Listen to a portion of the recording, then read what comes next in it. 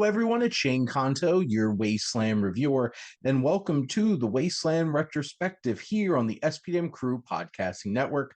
This is my weekly show where my guests and I each pick a film related in some shape or form, and hopefully by the end of this episode, you'll have two films to go check out. And joining me, it's the first episode of the month, so that means my wife Jess is here. Jess, thank you so much for coming on. You're welcome. I don't know what I did that was funny, but Jess is laughing. I don't know. It might have to do with the fact that we are going to be talking about a double dose of Shane Black buddy action flicks. We're going to be going back to Kiss Kiss Bang Bang, which is celebrating 20 years, which is wild. Don't do this to me. And then we're going to be talking about Lethal Weapon. But let's get started with Kiss Kiss Bang Bang, which Shane Black not only wrote but also directed. And this film focuses on, after being mistaken for an actor, a New York thief is sent to Hollywood to train under a private eye for a potential movie role, but the duo were thrown together with a struggling actress into a murder mystery. And this film is famous for kind of being that role that brought Robert Downey Jr. back, as he plays Harry Lockhart. And the private investigator he gets teamed up with is Gay Perry, played by Val Kilmer. And Michelle Moynihan as Harmony Faith Lane. But Jess, what are your general thoughts here on Kiss Kiss Bang Bang? I was not surprised at all when you told me that this role was basically written for Robert Downey Jr. Well, it's one of I those. don't know that it was for sure, but if it wasn't, that was a hell of a coincidence. Well, because Shane Black is friends with Robert Downey Jr., and I'm not surprised that he gave his friend a shot back into things. But no, you have Harry, who basically feels like the perfect role. He's failing upwards. Yes, The whole movie. as many of similar to like the Nice Guys, also from Shane Black, it is falling upwards and figuring things out. And I think Robert Downey Jr. is fantastic here. He gets to do all the narration because, as you find out, this film is a framed narrative of a video that he's making explaining everything that's happened.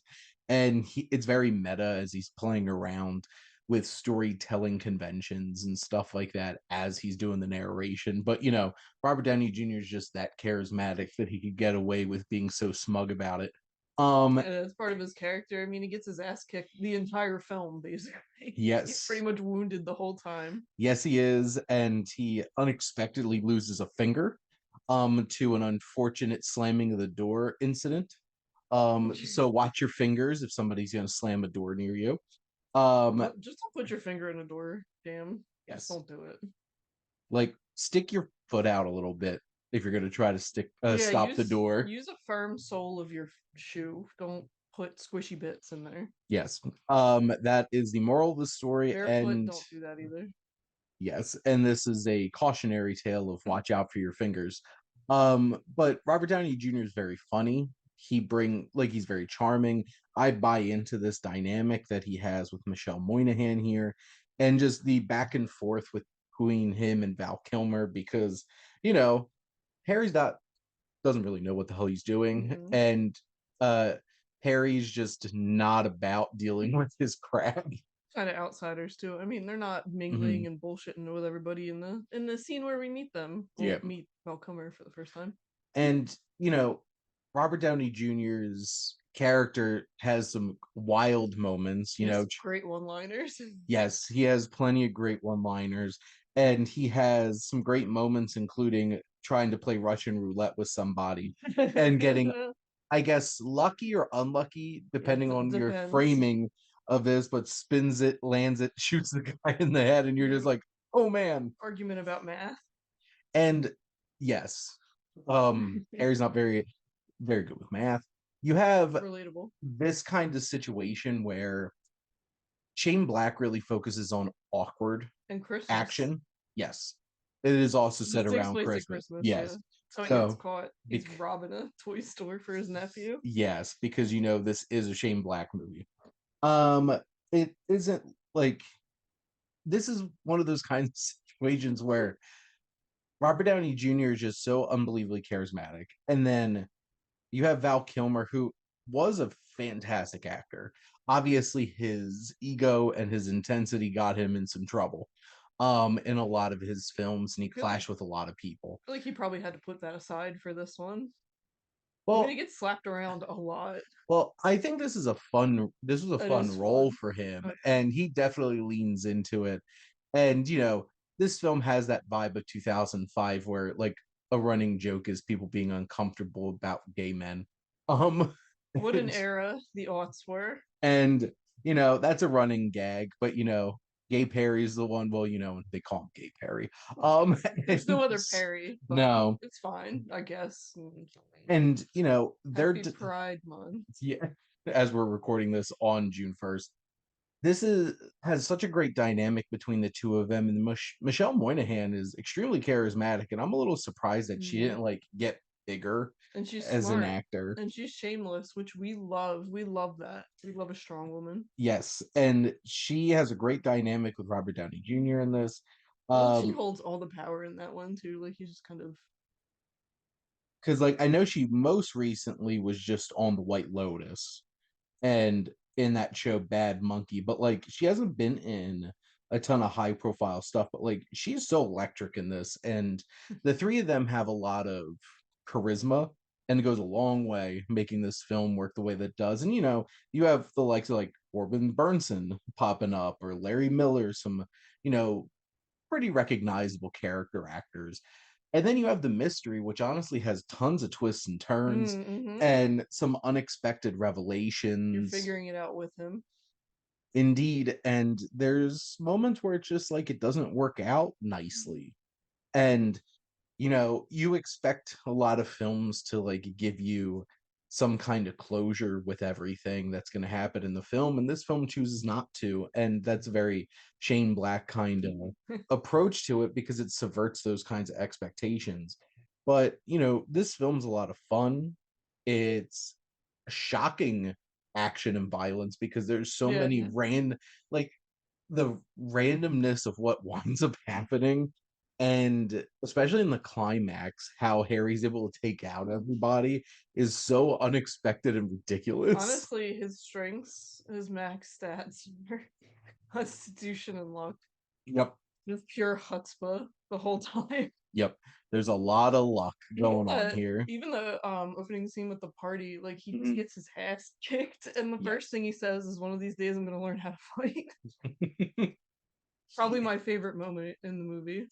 He has such a great sense of humor, and this movie was perfectly cast. And if I'm not mistaken, like Shane Black didn't direct a whole lot of movies up to this point, and this was literally his directorial debut, which he's only directed 4 films, and the next one was Iron Man 3. Also a Christmas movie. Yes. And then The Nice Guys. Not a Christmas movie.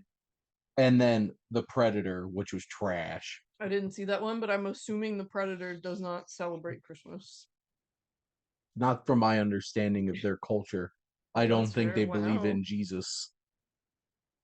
Well, look, we won't get into this right now, but look up the Catholic Church's ruling on aliens and extraterrestrials, and whether or not they can be baptized. There you go. I don't think the Predator would do that willingly, but No, that's the whole shtick with baptism, right? You just want it. and then it's just you Unless getting you're a baby. dunked in water. And this film just has plenty of twists and turns, has some shocking moments, has really funny moments, and just a really great cast. And I'm not surprised over the past 20 years this has gotten such a big cult following. Oh yeah, I'm not surprised either. This is 1000% the movie that I would think would. Because like looking at this almost came out on my birthday. This came out November 11th, 2005. Wow. What a tiny little 13, almost 14-year-old baby you were. This made almost $16 million worldwide on $15 million budget. It only made $4 million in the United States, which is really sad. Well, it's a cult classic now, so I guess Shane Black is vindicated for this one. Yep. And then, it made a crap ton of money with Iron Man 3. And then The Nice Guys didn't make any money either, which is why we haven't gotten a second one. Liked it. I liked it. I'm a big fan of Shane Black and his sense of humor, and he really understands how to write these types of films, these buddy thriller investigations, like neo-noirish kinds of films. Because like this very much is a neo-noir in many ways, Mm-hmm. because you have that femme fatale Michelle Moynihan type character who's very mysterious, and you have this sense of mystery, but obviously this is very satirical and really setting up things. Like a dude gets shot thinking he's getting shot by a penis. Because Gay Perry has a crotch gun. Because usually men are too homophobic He to baits check him in his with that, check his crotch. Yep. well, look, it worked out there It did work out. It was a good in strategy. that It one specific instance. was a bold move, Cotton. Let's see how this pays off. Right? But Jess, do you have anything else to add about Kiss Kiss Bang Bang? No, I love a plucky protagonist, as I myself am often out of my element. There you go. Oh, I did think it's funny that he was mistaken for an actor. Isn't the shtick usually that actors are mistaken for other people? Well, and like that scene where he gets mistaken for an actor is hilarious, because the scene in audition he walks in on literally is the situation that he just had watching his partner die. So like he's not acting and he's just getting really emotional, and they like really buy into it. And then, the revelation about the job that they were offering him, he was, Yeah, just a he was just a ploy. He was Patsy. he was a contract negotiation tool to try to get a bigger actor, but it's okay. I think Robert Downey Jr. turned out okay. Colin Farrell, right? Which is Was so cool. of the time. As soon as they said that, I laughed out loud. Because Colin Farrell was like This is phone booth era. young and hot, and them wanting to throw. He was just a Minority Report and stuff like that. Phone And booth. when did Phone Booth? When did Phone Booth come out? This probably was after Phone Booth. Yeah, Phone Booth seems like early. Yeah. Aughts. Let me see. 2002. Yes, so this is post Phone Booth Minority Report, where Colin Farrell was real hot, and then Alexander and Daredevil didn't really do him too many I favors. love Phone Booth for his wildly inconsistent Accent. It's all over the Yes. place. Anyway, I'd much rather hear Colin Farrell yeah, just let him be Irish. Who cares? being Irish, or being in Horrible Bosses. Be sharp. Put me with it. But our other film, let's turn it back another 18 years before that. Back in 1987, we have Lethal Weapon. And this film is directed by legendary filmmaker Richard Donner, who directed all four Lethal Weapon films: The Omen, The Goonies, and the original Superman. So, and written by Shane Black. The music written by Eric Clapton. And if you are a fan of Eric Clapton and his music, the second the guitar starts playing, you're like, that's Clapton right there. I even recognized that as a kid. So he gets real snazzy with it. Yes, this is a really cool score and cool vibe. Yeah, very soulful, bluesy guitar going. A little Seinfeld adjacent, but not quite. This is two newly paired cops who are complete opposites must put aside their differences in order to catch a gang of drug smugglers. But what it leaves out is that we have a lethal weapon, a man on the edge. Is he suicidal? It's Mel Gibson. And we have a man who's just too old for this shit, and it's Danny Glover. He was gonna retire. He was 2 weeks out from retirement or whatever. Which is wild that he was going to retire in this, and then he's 50 or whatever. It's so that really digs the millennial life in. Well, and then he still is going in the fourth movie, which is at least 10 years after this, so still didn't retire. Reignited his love for getting his ass kicked continuously. But this is like the prototype for a buddy cop movie, and I will argue this is the greatest buddy cop movie ever. And Lethal Weapon is just an absolute delight. It has great action, it's thrilling. But Jess, what are your thoughts?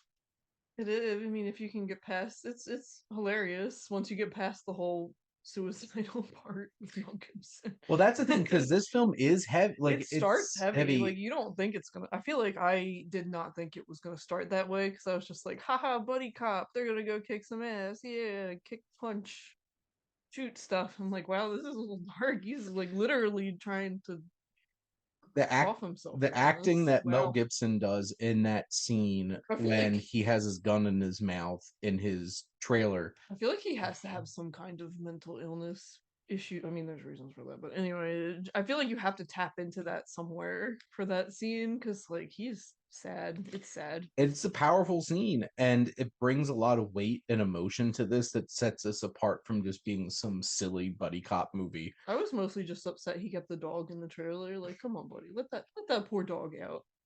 I mean, don't There's do ways it. out of the trailer for the dog. Oh, I couldn't do that. Yeah.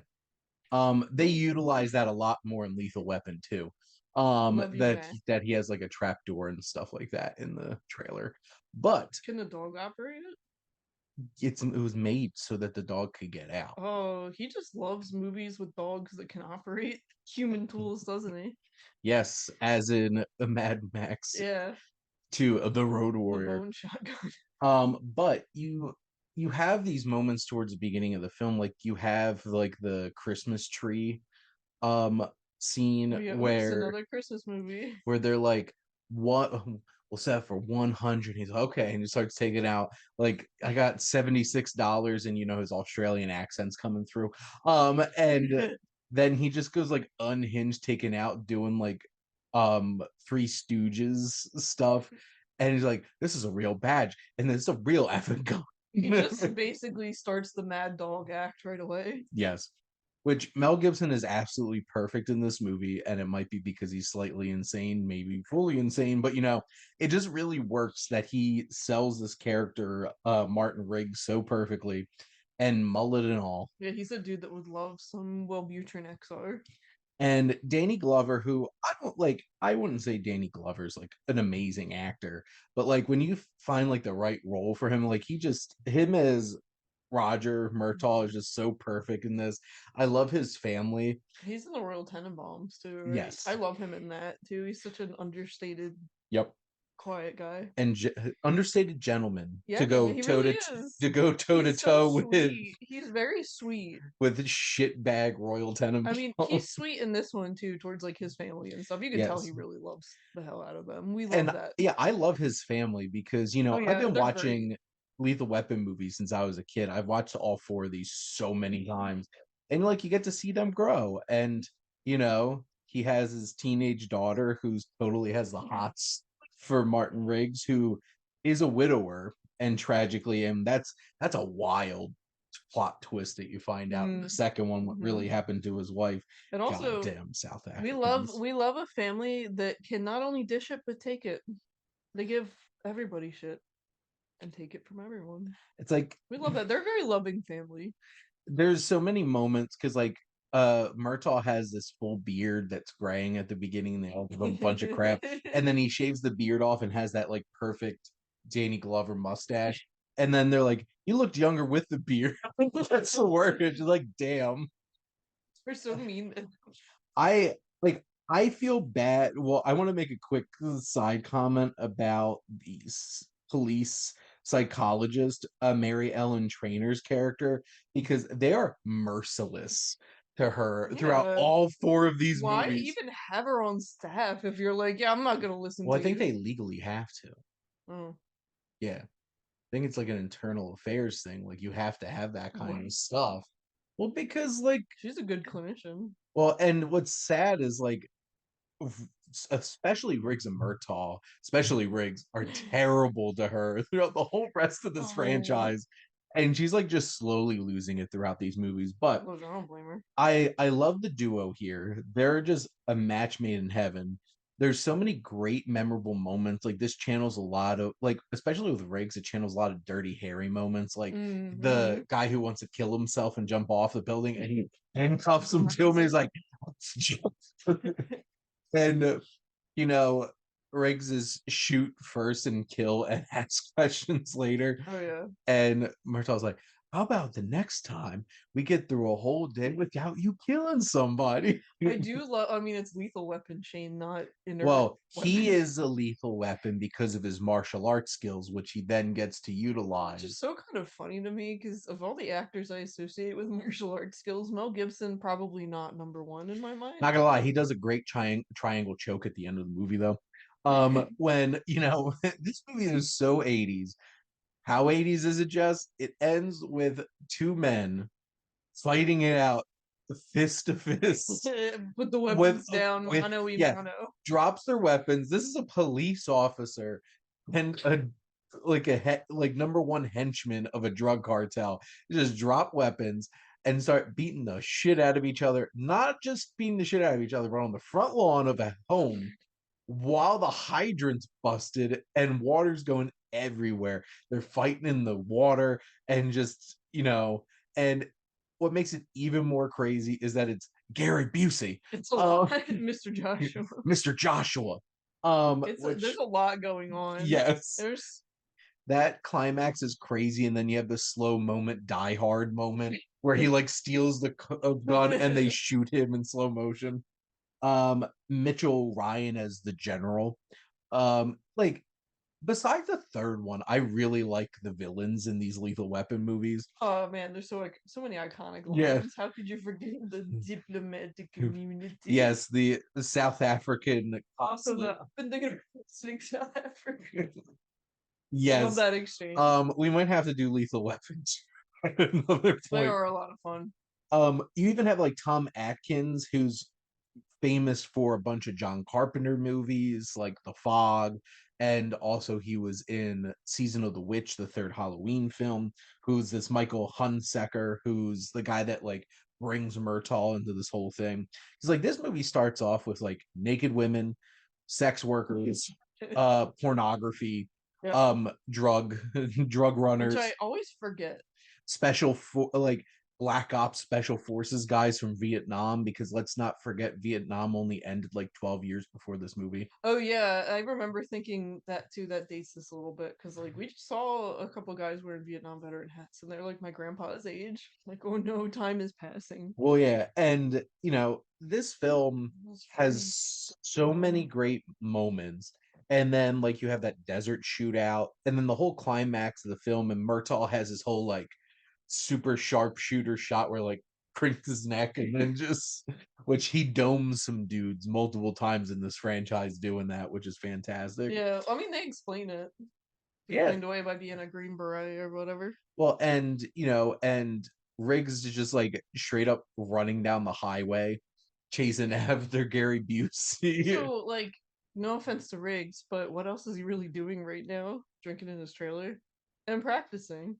Well, that's the thing. And they leave it like, is Riggs really insane? Is he just playing to get on stuff like that? Like, I feel like the audience knows that he legitimately is disturbed. And the psychiatrist who's Y- on staff Yes. knows. But the thing is, like, he does such a great job, and Mel Gibson sells these moments so well of like him tricking other people into questioning if That's what he's makes me really think Mel insane. Gibson has to be insane, along with other evidence. But like, he's getting a little old too low. But this movie, like I've watched this movie so many times. Lethal Weapon I is have too just because you watch it a lot now too, and I feel like you're like, what am I gonna say? No, I'm not gonna finish watching it with you. I love Lethal Weapon. I've been watching this since I was a kid. Yeah, my So mom didn't really. My mom wasn't too big on my mom is a rated super movies. big action movie fan. So, I watched this and True Lies and Die Hard. I owned all the Die Hard movies by the time I was like 12. I will So say getting to experience these as an adult was delightful. Like I didn't see Jurassic Park till I was an adult, and I thought it was a good experience. Jurassic Park is a perfect movie. Oh, it's great. And Lethal Weapon is like the perfect buddy cop movie. Action. And there's definitely moments where it's just like, what did they say? Yeah, I mean it's aged. Yeah. But like I love this franchise too because they find ways to add more characters, expand upon it. Hey, we didn't even get Joe Pesci yet as Leo Getz. If you need something, Leo Getz. I've come to appreciate Joe Pesci. Okay. I mean Leo. Well, He would love Murtaugh and some. Riggs did not appreciate He it would until love like the some last Adderall. movie. But Jess, I guess, do you have any other thoughts on Lethal Weapon? No, as Bandit Gila says, it was the 80s, man. This is as 80s as it Peak gets. 80s. When you have Arnold and Stallone and Bruce Willis with Die Hard and Lethal Weapon, the 80s were a great time for action. Like, this is the thing, like films like the Mission Impossible franchise, Mad Max, and John Wick, like there's like incredible action in them. These movies stand the test of time because they have some exciting moments and for the time some really cool action, but it's really the characters and that kind of stuff that really makes it stand out. And you know, if I needed two cops to take care of business, I'm going to Riggs and Murtaugh. I just need to make sure that the city has a very large budget because they will destroy so many things because that's their MO. And I love that moment in the fourth one where they get promoted because they can't be on the streets anymore because they're costing the city too much money. Yep. And it's like, Captain. But those are our thoughts on Kiss Kiss Bang Bang and Lethal Weapon. Shane Black, you keep making those buddy action flicks and don't make anything else. We'll just keep taking those. We love the lane that you're in. Stay with what you got. I would also like to think that Fox was the one that, or Disney, whoever released it, was the one that ruined the Predator. That was just a bad movie. Made me sad. But thank you all for listening. Next month, Jess and I are going to be doing the original Godzilla and the 2014 Godzilla. I forgot what I picked already. Yep. And next week, Mike and I are going to be doing a double dose of the Coen brothers. It's The Big Lebowski and Raising Arizona. What a pair. Yep. And we'll see if Mike liked The Big Lebowski this time, because that's one of the reasons why he picked it, is because he didn't like it. And I'm going to quote the whole entire movie, so be prepared. But make sure to like, comment, and share on this episode. What are some of your favorite buddy cop stories and films, and some of your favorite characters from action movies? And make sure to follow or subscribe wherever you listen to your podcast, because there's plenty of different kinds of content here on the SPM crew, almost so much that I'm having trouble keeping up with all of it. But there's a nice wide range of different things, including all 5 of my movie podcasts. So enjoy. And if you like our logo, make sure to check out HiFlyer Creative for all your digital marketing needs. But most importantly, thank you as always for tuning in and supporting the Wasteland Retrospective here on the SPM Crew Podcasting Network. Did you know Boo has 72% on Rotten Tomatoes? That's way higher than I thought. It's a good movie. Yeah, and it's a lean movie. That movie is like 80 minutes. And maybe we'll do Phone Booth at some point. I think it's in Jess's mind. So, but bye, everyone.